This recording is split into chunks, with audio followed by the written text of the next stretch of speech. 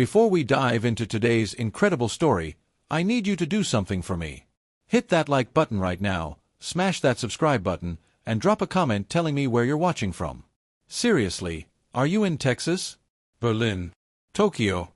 I want to know, because this story matters no matter where you are in the world.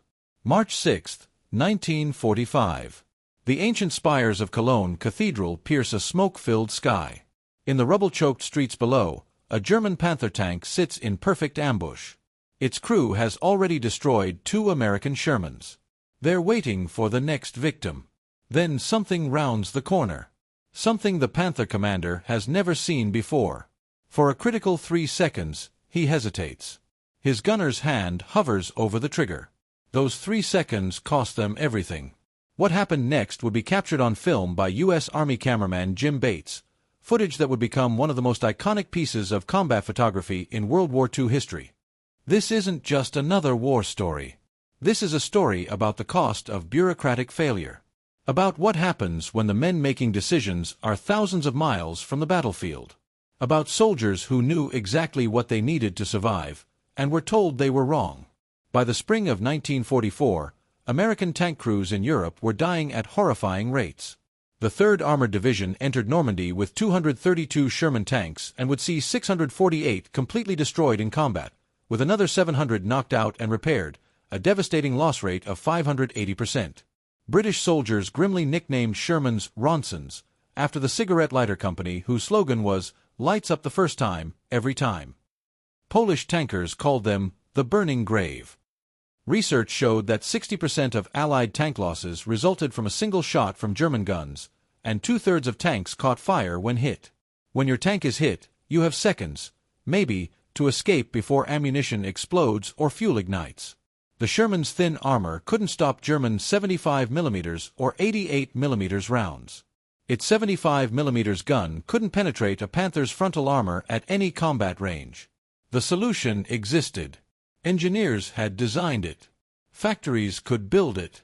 But one man stood in the way, Lieutenant General Leslie McNair, head of Army Ground Forces. His opposition would delay production of the M26 Pershing for over a year, a delay that would cost thousands of American lives and leave the question haunting military historians for decades. How many men died because of this decision? To understand the Pershing, you first need to understand what came before. When the United States entered World War II, the M4 Sherman medium tank represented the cutting edge of American armored warfare. Weighing 33 tons, mounting a 75mm gun, and powered by a reliable engine, the Sherman was everything military planners wanted: easy to mass-produce, mechanically reliable, and good enough to handle the German Panzer III and IV tanks it encountered in North Africa. The problem? The war changed faster than American tank doctrine. In 1941, Germany faced the Soviet T-34 and KV heavy tanks on the Eastern Front, which prompted them to develop the Panther medium tank and Tiger heavy tank. These weren't incremental improvements. They were generational leaps. The Panther weighed 47 tons and mounted a high-velocity 75mm gun that could punch through a Sherman's frontal armor at 2,000 yards. The Tiger I weighed 63 tons with an 88mm gun that made Shermans look like tin cans. American tankers discovered this the hard way in Normandy. Bill Harris, a gunner with the 2nd Armored Division, later wrote that they'd been assured their Shermans could take care of any Nazi armor we met there. Harris had 3 Shermans shot from under him during the war in Western Europe.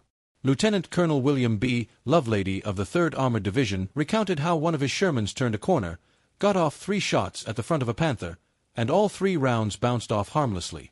The average tank-versus-tank combat range was 800 to 900 meters, and Sherman crews worried about their guns' high flash powder making their shots easier to spot. In late summer 1944, American tank units engaging German defensive positions at longer ranges sometimes took 50% casualties before even spotting where the enemy fire was coming from. Back in the United States, the Ordnance Department wasn't blind to this problem. As early as 1942, they'd begun developing the T-20 series of medium tanks, looking for Sherman replacements with better armor and firepower. In September 1942, the Ordnance Department suggested mounting a 90mm gun on one of the T-23 prototypes. This evolved into 2 heavy tank designs, the T-25 and T-26. The T-26 was the more ambitious design. Engineers reduced the hull's internal volume to minimize weight while maximizing armor. They moved non-essential equipment into external stowage bins mounted over the tracks. This box-like structure minimized volume wherever possible, allowing the T-26 to weigh 3 tons less than the Sherman despite having significantly thicker armor. The new design featured a massive cast turret to accommodate a 90mm M3 gun, frontal armor 102mm thick, and an innovative torsion bar suspension system, leagues ahead of the Sherman's tractor-based system. By early 1944, the T-26E1 prototype was ready. It weighed 46 tons. Its 90mm gun could penetrate a Panther's frontal armor at combat ranges. Its armor could withstand hits that would destroy a Sherman. Every field report from Europe screamed for exactly this kind of tank. But historian R.P. Honeycutt and others have agreed that the main cause of delay in M26 production was opposition from Army ground forces, headed by General Leslie McNair. McNair had developed the tank destroyer doctrine, the idea that enemy tanks should be engaged by fast, lightly armored tank destroyers, while friendly tanks supported infantry and exploited breakthroughs. In his view, there was no basis for the T-26 other than the conception of a tank versus tank duel, which is believed unsound and unnecessary. He was about to be proven catastrophically wrong. The numbers don't lie, but they do haunt. From June 6, 1944 through May 15, 1945, American forces on the Western Front lost approximately 7,000 tanks and tank destroyers, including between 4,295 and 4,399 M4 Sherman tanks. Behind each number was a crew of 5 men. Behind each crew were families who would receive telegrams they dreaded since their sons, husbands, and brothers shipped overseas. British research examining 40 Sherman tanks found that 33 tanks burned following an average of just 1.89 penetrating hits, an 82% burn rate. In comparison, Panther tanks burned 63% of the time after an average of 3.24 penetrations. The math was brutal and simple. German tanks took more hits to disable and were less likely to burn when hit. Sherman crews needed to land multiple hits on a Panther's side or rear armor while avoiding a single hit themselves. Henry J. Earl, a Sherman tanker, described being hit in a 1983 letter. The interior of the tank was lit by a ball of fire caused by the terrific friction of the penetration. A white-hot 18-pound projectile entered the empty ammunition rack under the floor. He was lucky. The ammunition rack was empty, and the steel walls prevented the molten metal from ricocheting throughout the interior. Most crews weren't so fortunate. The frontline commanders knew they needed better tanks. In September 1943, General Jacob Devers, commanding U.S. forces in the European theater, requested production of 500 T-26 tanks. He wanted them deployed at a ratio of 1 T-26 to every 5 M4 Shermans, similar to how the British used their Sherman Firefly variants. Enter Lieutenant General Leslie McNair. An artillery officer and World War I veteran, McNair headed Army ground forces and held near-absolute authority over American armored doctrine. He'd spent years developing his tank destroyer concept, and the T-26 threatened to invalidate everything he'd built. In fall 1943, McNair wrote to Devers, "The M4 tank, particularly the M4A3, has been widely hailed as the best tank on the battlefield today. There are indications that the enemy concurs in this view. Apparently, the M4 is an ideal combination of mobility, dependability, speed, protection, and firepower." He noted there had been no call from any theater for a 90mm tank gun, and claimed, "There appears to be no fear on the part of our forces of the German Mark VI Tiger tank." This assessment, written in fall 1943, would prove so divorced from battlefield reality that it borders on criminal negligence. Tank crews in Europe were already encountering Tigers and Panthers. They were already dying in burning Shermans. But McNair, thousands of miles from the front lines, insisted the Sherman was adequate. The critical period was mid-1943 to mid-1944, the window when the M26 could still have been ready for the Normandy invasion in June 1944. During this time, development of the 90mm up-armored T-26 prototype proceeded slowly due to disagreements within the U.S. Army about its future tank needs, with Army ground forces being the main source of resistance. Devers refused to back down. In November 1943, he formally requested production of 250 T-26 tanks. McNair blocked it. The debate grew heated. Field reports from North Africa and Italy were already showing Sherman vulnerabilities, but McNair remained unmoved. He insisted that tank destroyers were the answer and that upgrading the Sherman with a 76mm gun would suffice. General George C. Marshall finally overruled McNair in December 1943 and authorized production of 250 T-26E1 tanks. But the damage was done. That year-long delay meant production couldn't begin until November 1944. The T-26E3 production model, eventually designated the M26 Pershing in March 1945, would arrive too late for Normandy, too late for the race across France, too late for the Battle of the Bulge. Too late for thousands of American tankers. Some historians have attempted to defend McNair, arguing that the T-26 needed more development time anyway. But consider this, the T-23 medium tank with a 76mm gun had been developed by January 1943, and 250 had been produced by the end of the year. The T-26E1 prototype was ready by February 1944. With full production priority, similar numbers could have been produced and deployed to Europe by December 1944, potentially in time for the Battle of the Bulge, when Panthers and Tigers tore through American lines in the Ardennes. General Dwight D. Eisenhower urgently requested heavy tanks after seeing the Normandy casualties. By September 1944, even the Army Ordnance Department recognized the critical need. But McNair's opposition had cost a full year, a year measured in burning tanks and dead Americans. The first 20 Pershings finally arrived at Antwerp, Belgium, in January 1945.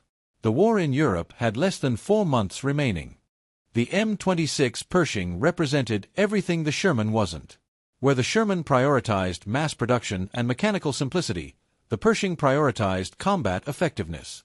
Where the Sherman relied on numbers to overwhelm superior German armor, the Pershing could fight German heavy tanks on equal terms.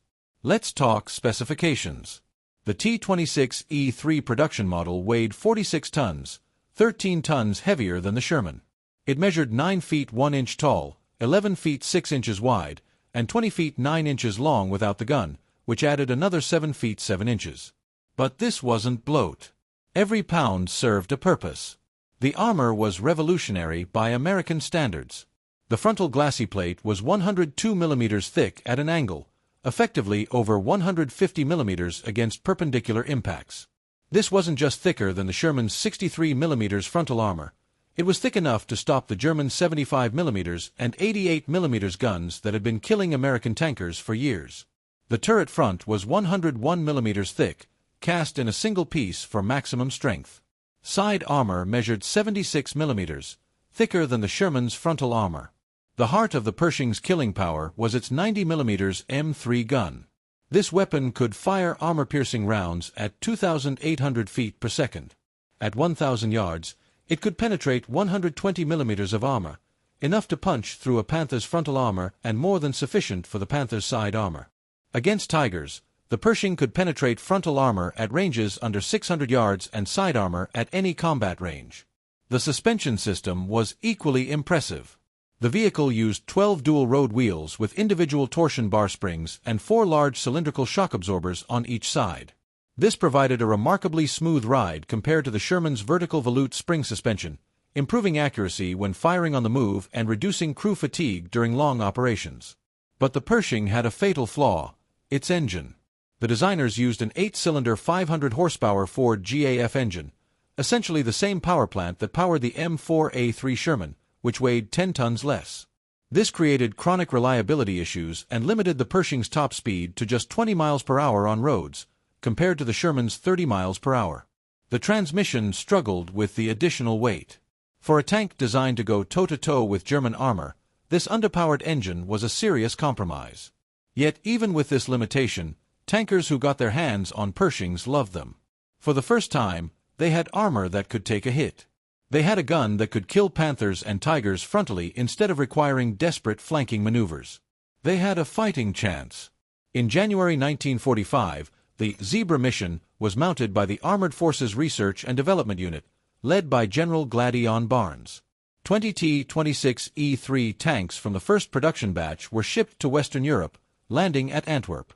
These would be the only Pershings to see combat in World War II, though 310 total would eventually be shipped to Europe before VE Day. The 20 tanks were divided between the 3rd and 9th Armored Divisions, part of the 1st Army. Each crew received rushed training on their new machines. The soldiers had been fighting in Shermans for months or years. Now they were being handed a tank that weighed 13 tons more, moved differently, and fired a gun they'd never used in combat.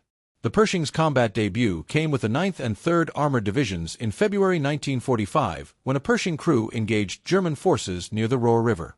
The tank performed well, but it was in March 1945 that the Pershing would write itself into history. One of the Pershings deployed with the 3rd Armored Division was nicknamed Eagle 7.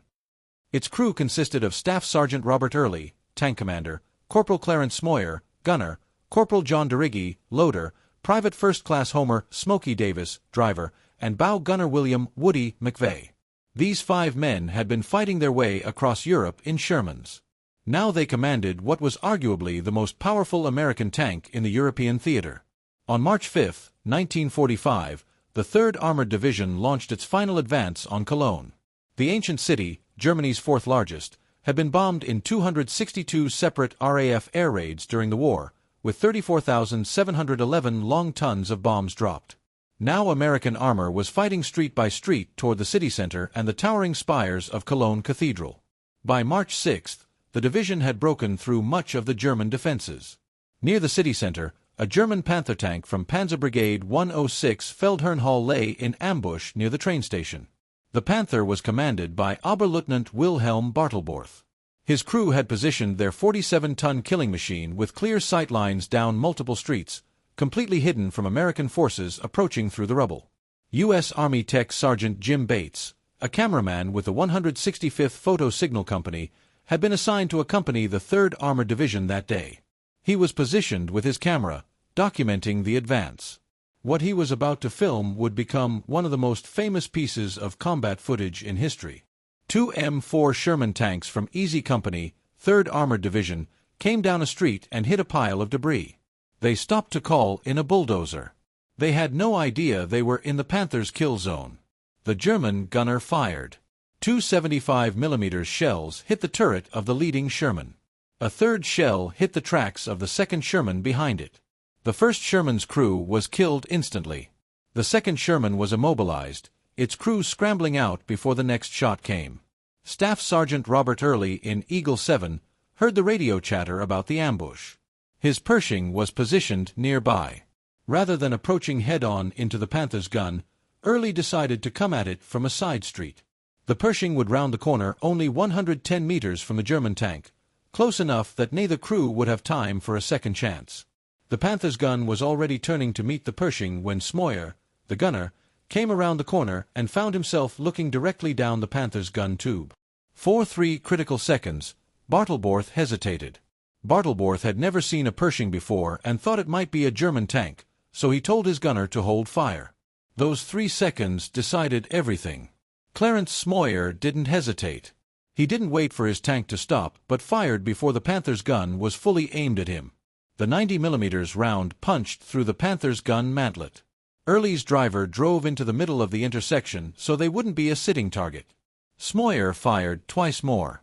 All 3 shells penetrated, 1 under the gun shield and 2 on the side. The 2 side hits went completely through and out the other side. The Panther erupted in flames. Jim Bates captured it all on film. The footage of the Cologne tank duel is remarkable for what it shows and what it represents. In 46 seconds of film, you see the Pershing rolling into the intersection, the gun traversing, the muzzle flash, and then the Panther beginning to burn.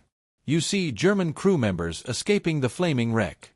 You see American soldiers approaching cautiously, weapons ready. But more than that, you see vindication. Every tank crew that had begged for better armor. Every field commander who'd requested tanks that could fight Panthers on equal terms. Every casualty report that Army ground forces had dismissed. All of it validated in 46 seconds of combat footage. The Panther crew managed to escape despite being hit 3 times, with 3 crew members dying outside the tank. The Panther sat burning in front of Cologne Cathedral for days, a symbol visible to every German soldier still defending the city. The message was clear. The Americans now had tanks that could hunt Panthers instead of being hunted by them. For Clarence Smoyer and his crew, The immediate aftermath was almost anticlimactic. Other Sherman crews joked that the Pershing had been slow crossing the field before the engagement.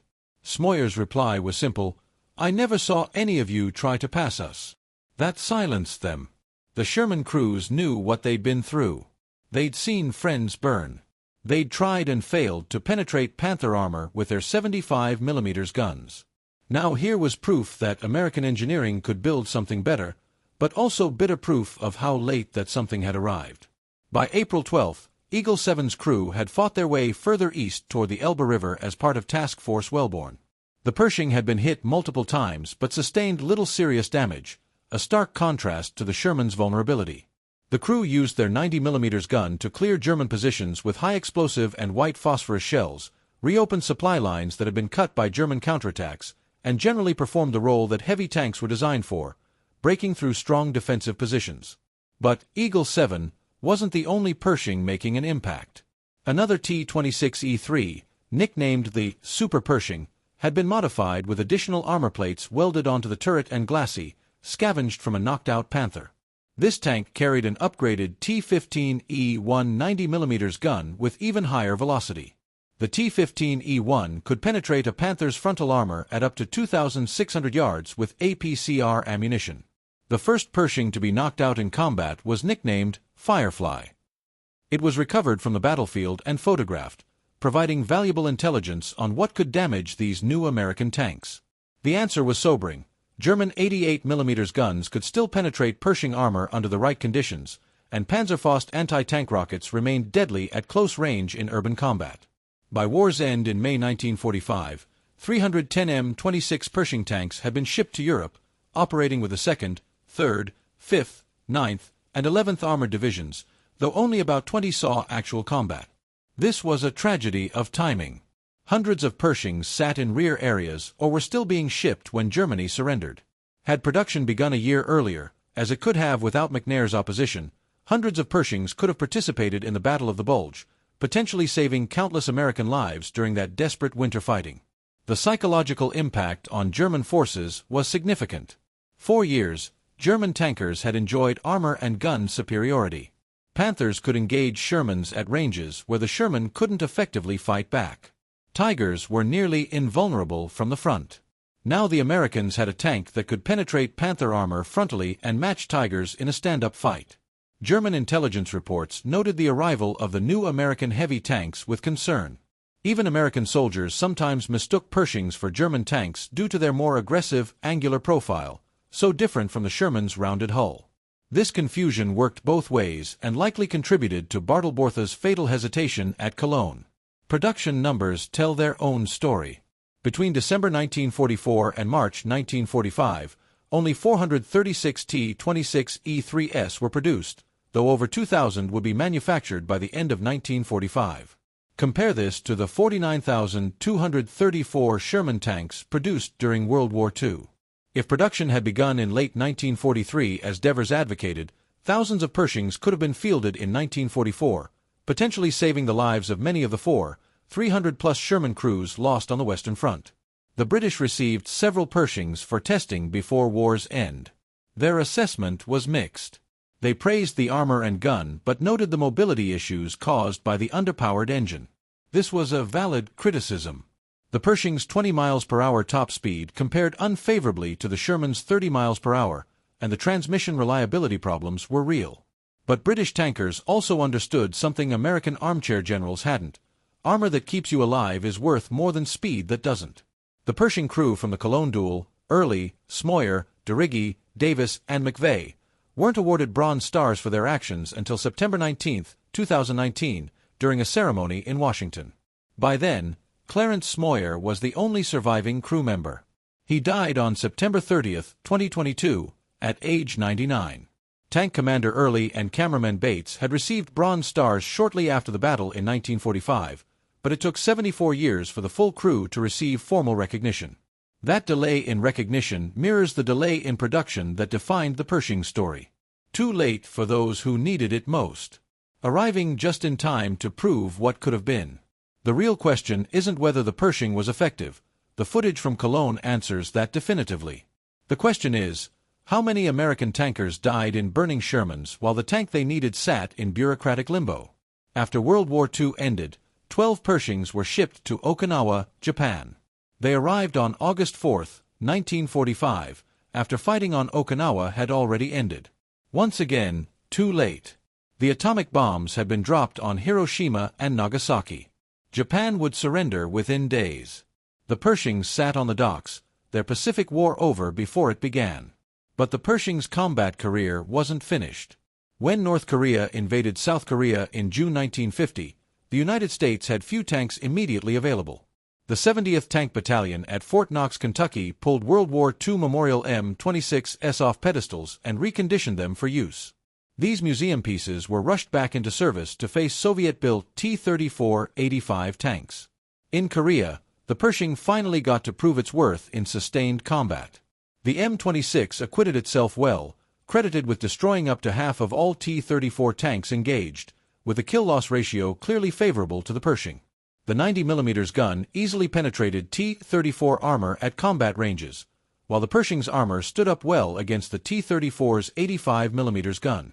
However, the mountainous Korean terrain exposed the Pershing's mobility problems. That underpowered Ford GAF engine, barely adequate for European roads, struggled in the mountains. The M26 was withdrawn from service in 1951 in favor of its improved derivative, the M46 Patton, which had a more powerful and reliable engine and advanced suspension. About 800 minutes and 26 seconds were upgraded with new Continental AV 1790 engines, improved transmissions, and the M3A1 90mm gun, creating the M46. These upgraded tanks served through the Korean War and beyond.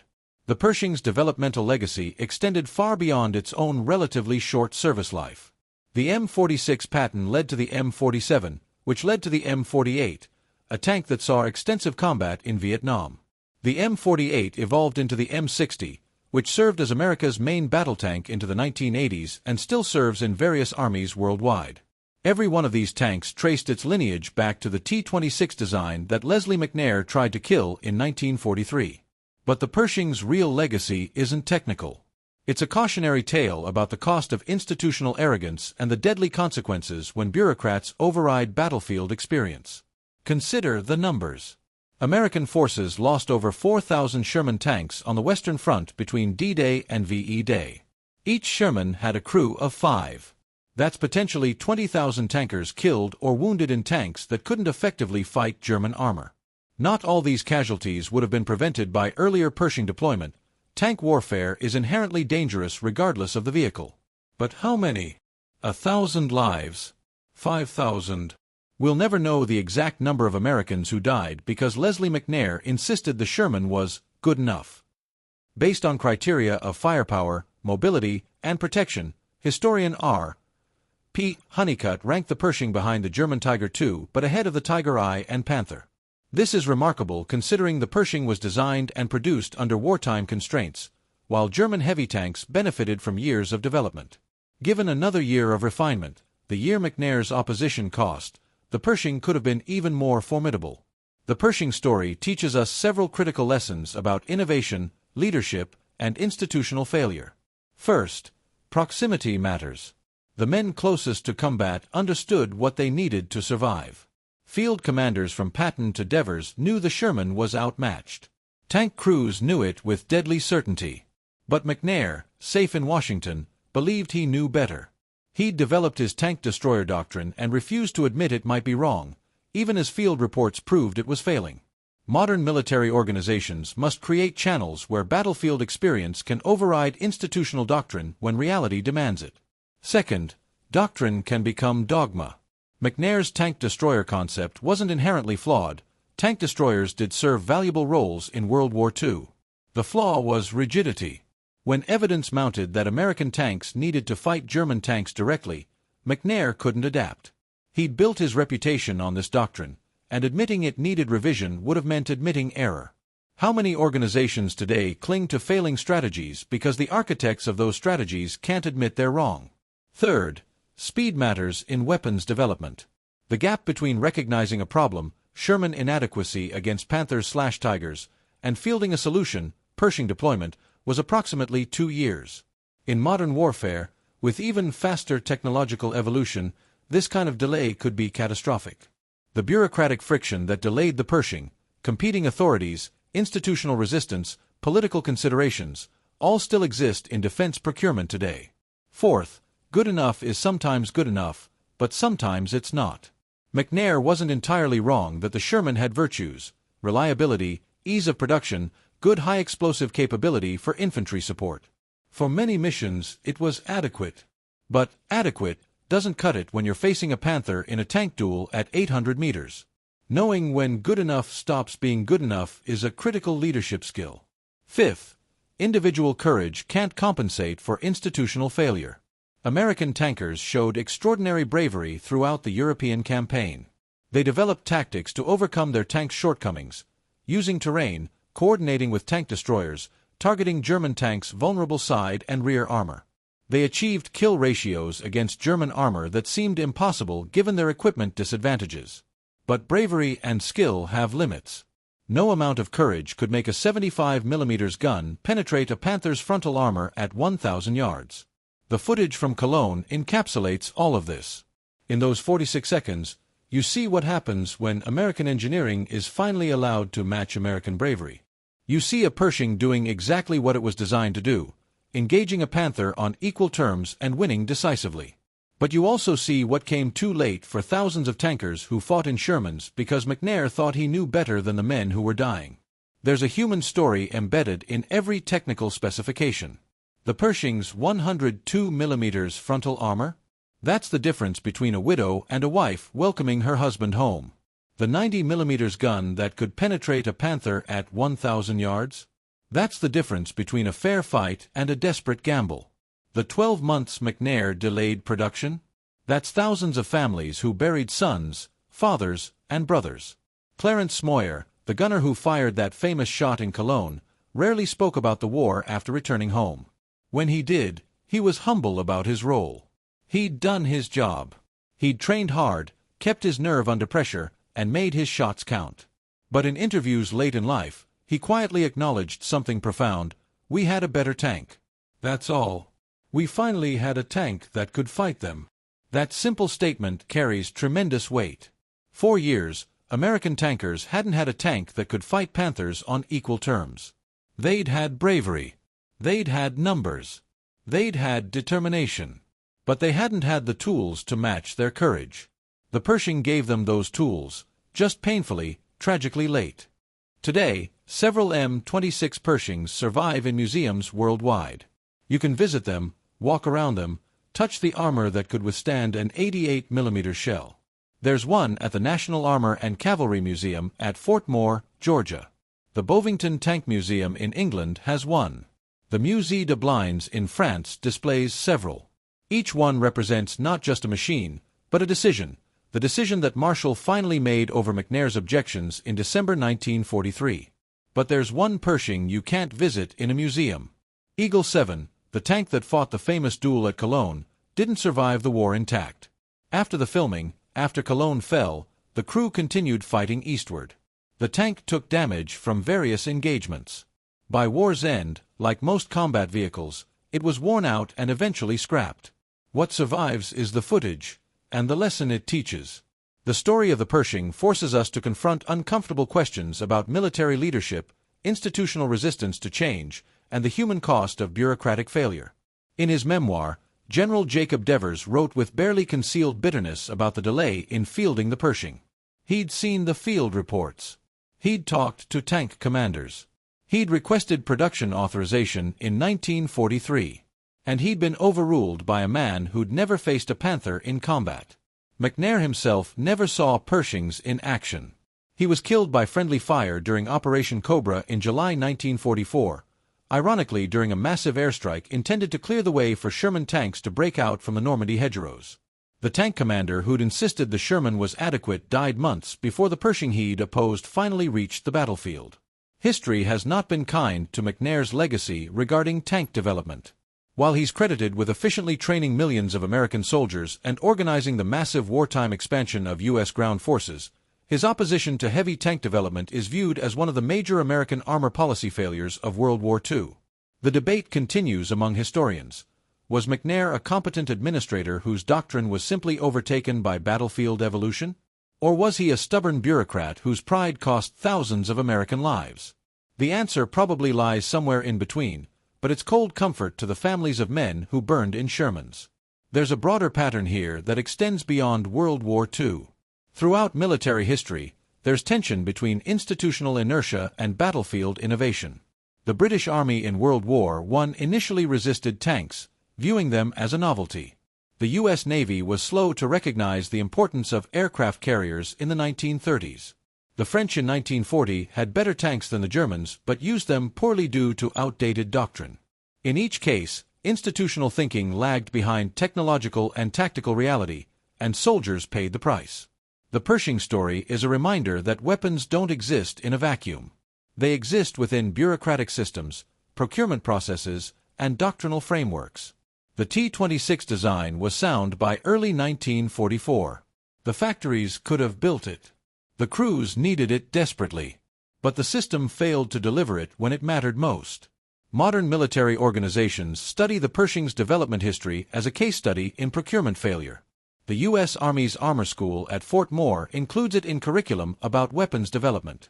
The question posed to officers: if you were General Marshall in 1943, knowing what McNair was blocking, how would you have handled it?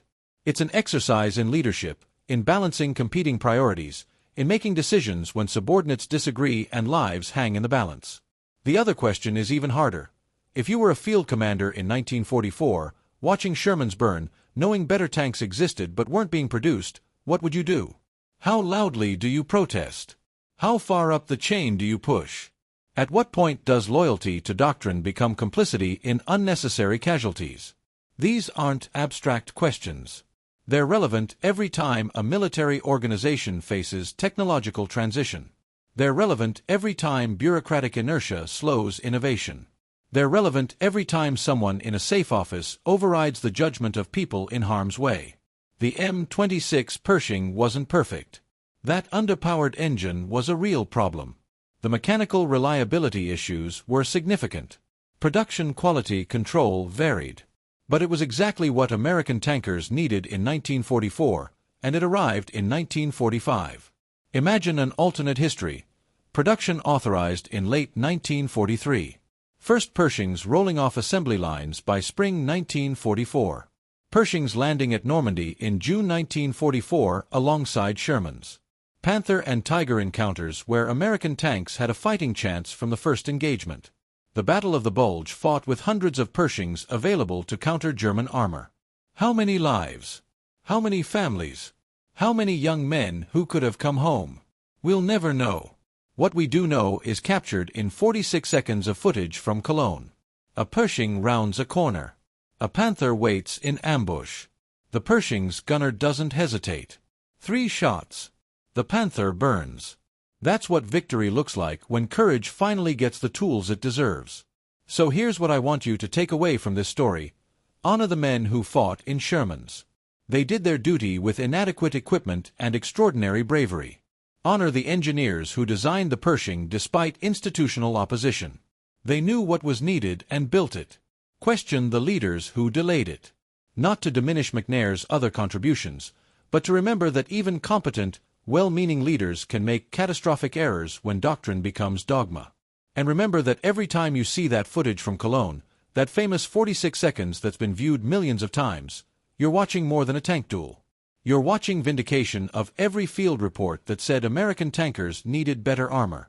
You're watching validation of every engineer who worked on the T-26 project despite bureaucratic obstacles. You're watching proof that when America finally gives its soldiers the tools they need, they know exactly what to do with them. Before we close, I want to hear from you. Drop a comment. Should McNair's opposition to the Pershing be viewed as a tragic error or reasonable caution given the information available in 1943? Do modern military procurement processes do any better at rapidly fielding needed equipment? And if you learned something new today, hit that like button and subscribe for more deep dives into military history. The Pershing arrived late. But when it arrived, it delivered exactly as promised. 3 shots at Cologne. 1 burning Panther. And finally, a tank that could fight. That's not just a story about World War II. That's a story about every organization that's ever been told their people don't need better tools, by someone who's never done the job. Don't forget to like this video, subscribe to the channel, and drop a comment telling me where you're watching from. Thanks for sticking with this story.